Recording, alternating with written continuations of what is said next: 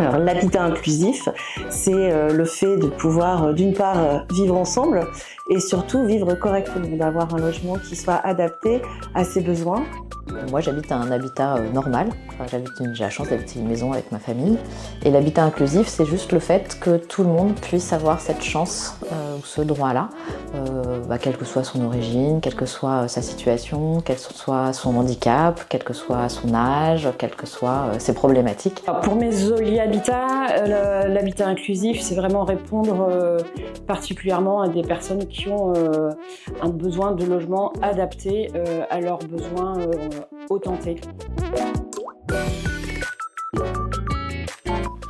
Alors Aramis, on est un groupe dans l'industrie du bâtiment. On a conscience qu'on vit dans un monde et qu'on n'est pas tout seul. On a créé un fonds de dotation qui s'appelle Osmose, qui est financé par les entreprises du groupe. Et ce fonds de dotation Osmose, lui, il finance des projets associatifs sur deux grands axes. L'environnement, la préservation de la nature, d'une part, et puis la justice sociale avec l'habitat en premier lieu, parce que évidemment ça fait sens pour nous. L'engagement d'AG2R La Mondiale en termes d'habitat inclusif, pour nous, à l'Action sociale, c'est de pouvoir être partenaire d'associations et de structures qui vont prendre en compte les besoins de chacun pour avoir un logement adapté à ses besoins en fonction de son âge, en fonction de son changement de vie, de son parcours d'accident de vie, ça peut arriver. Les engagements de Maisoliat sont sur différents axes, donc toujours répondre à l'habitat inclusif pour des personnes atteintes de handicap, mais aussi et surtout pour les seniors.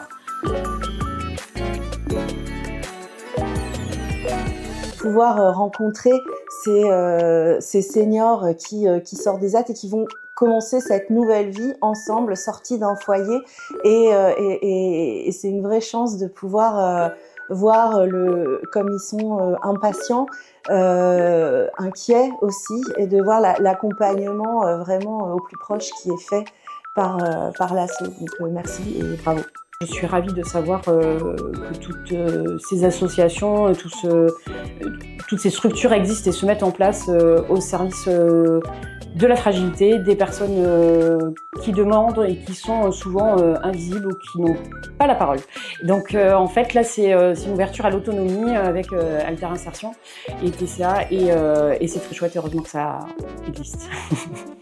Là tout d'un coup ça devient hyper concret, on voit que c'est de l'habitat et que derrière cet habitat c'est des personnes qui continuent leur vie de la façon dont ils le souhaitent et dont on le souhaiterait pour chacun de nos enfants en fait.